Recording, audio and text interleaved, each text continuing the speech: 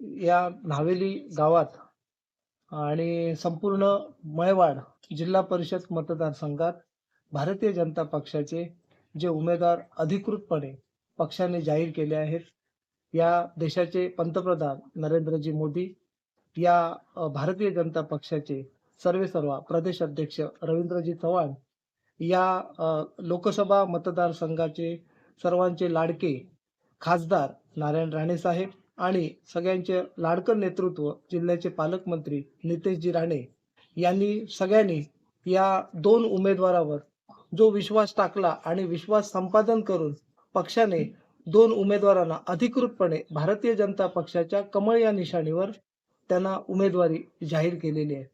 ही उमेदवारी जाहीर करत असताना रमेश निरगुण या इथल्या अतिशय लोकप्रिय अशा व्यक्तीने अपक्ष म्हणून या ठिकाणी आपली उमेदवारी पंचायत समिती मतदारसंघ न्हावेलीमध्ये घोषित केलेली होती आणि ते अधिकृत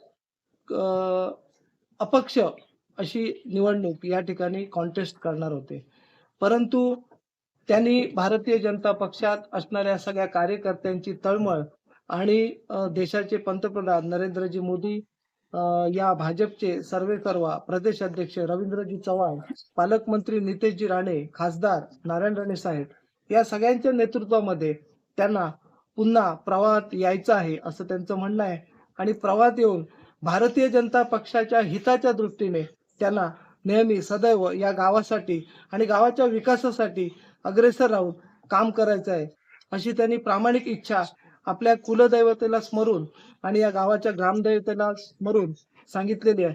मी त्यांचं खरोखरच भारतीय जनता पक्षाच्या वतीने मनापासून या ठिकाणी कौतुक करतो आणि अभिनंदन करतो की त्यांनी भारतीय जनता पक्षाचं हित जपून आणि या उमेदवारी मिळालेले पंचायत समिती मतदारसंघाचे अष्टविनायक घाऊसकर यांना त्यांनी पूर्णपणे जाहीरपणे कोणत्याही आमिषाला बळी न पडता, कसलीही तमा न बाळगता, कसलीही अपेक्षा न ठेवता त्यांनी भारतीय जनता पक्षासाठी हा असा निर्णय घेतलेला आहे की अपक्ष म्हणून जी उमेदवारी त्यांनी जी घोषित केलेली होती ती उमेदवारी आज ते भारतीय जनता पक्षाच्या हिताच्या दृष्टीने मागे घेत आहे.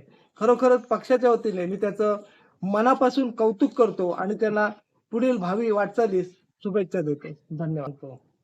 माझ्यासारखा एक सामान्य कार्यकर्ता आज सावंतवाडीच्या नगर परिषदेमध्ये भारतीय जनता पक्षाच्या वतीने तिथे 11 नगरसेवक निवडून आले आणि आमच्या नगराध्यक्ष म्हणून अशा 12 सदस्य आम्ही निवडून गेलो पालिकेत. भारतीय जनता पक्ष हा कार्यकर्ता जपणारा पक्ष आहे. कार्यकर्ता जपताना माझ्यासारख्या सामान्य माणसाला, सामान्य कार्यकर्त्याला त्या ठिकाणी पक्षाने उपनगराध्यक्ष पदावर आज इथे विराजमान केलेलं आहे आणि मी उपनगराध्यक्ष म्हणून सध्या काम करतोय सावंतवाडी नगर परिषदेत. अशा वेळी आज निर्गुण सारखे अतिशय चांगले तळमळीने काम करणारी माणसं पुन्हा पक्षात येत आहेत. पक्षामध्ये येण्याचं कारण असं आहे की जिल्ह्याचे अध्यक्ष, या प्रदेश अध्यक्ष, पालकमंत्री साहेब या सगळ्यांची कामाची पद्धत त्यांनी बघितलेली आहे आणि अशा कामाची पद्धत बघत असताना तुम्हाला माहिती असेल या बाजूला पाडलोस हे गाव आहे. पाडलोस गावासाठी राणे साहेबांनी किती निधी दिलेला आहे हे मी सांगायची गरज नाही. पाडलोस वासी इथे आहेत तेच सांगतील. त्यामुळे नक्कीच न्हावेली गावात ही एक विजयाची भारतीय जनता पक्षाची नांदी तर आहेत, पण त्याच्याबरोबर विकासाची देखील नांदी या ठिकाणी 100% होईल असं मी आपल्याला भारतीय जनता पक्षाच्या वतीने आश्वासित करतो. मी भाजप पक्षाचा अधिकारी अष्टविनायक सुधाकर घाऊसकर.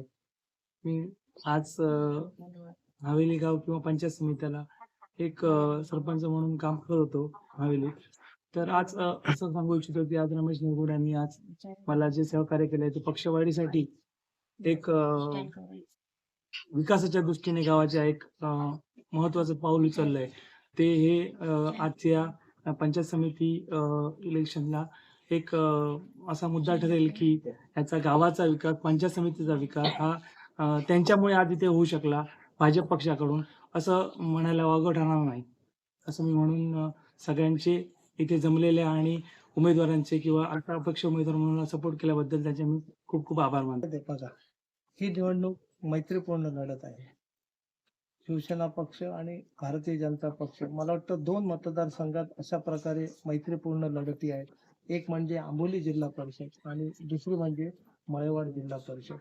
माझ्या उजव्या बाजूला जे बसले हे उमेदवार आणि हे डाव्या बाजूला जे बसलेत हे उमेदवार, हे दोनही उमेदवार तळागाळात जाऊन प्रत्येक माणसाचं, सामान्य माणसाचं काम अगदी प्रामाणिकपणे करणारे दोन्ही व्यक्ती आहेत. अशा व्यक्तींचा विजय हा नक्कीच या ठिकाणी होईल आणि आमची दुसरी जी उमेदवार आहेत, हेमंत मराठे यांच्या मिसेस या देखील इथे उभ्या आहेत. हेमंत मराठे यांचं काम पण आपण बघितलं असेल. तो बिचारा तळमळीने, प्रामाणिकपणे सगळ्या ठिकाणी काम करत असतो. अशा वेळी मी आपल्याला 100% खात्री देतो, समोरून काही बोलून दे, समोरचा बोलणारा बोलणार, त्याकडे आपण जास्त लक्ष द्यायचं नसतो. आपण विकासाची जी रेष आहे, ती पुढे कशी लांब करता येईल आणि त्याच्या दृष्टीने कसं काय गावाचा विकास करता येईल, याच्यावरच बोलूया. आपण कोणावर टीका टिप्पणी न करता आमचे दोन्ही उमेदवार हायली एज्युकेटेड आहेत. तिसरे उमेदवार सुद्धा हायली एज्युकेटेड आहेत. नक्कीच आमचे तीनही भारतीय जनता पक्षाचे उमेदवार हे निश्चितच विजयी होतील, यात तीळ मात्र शंका नाही. भूमिका बरोबर आहे. पण काम झालं नाही असं त्यांनी म्हणता असं म्हणून गेले, की गावचा विकास झालाय. हे पण त्यांनी म्हटलेलं एक शब्द किंवा वाक्य लक्षात ठेवून आपण असं म्हणायला हरकत नाही, की कुठेतरी विकास झाला हे त्यांना पण मान्य आहे.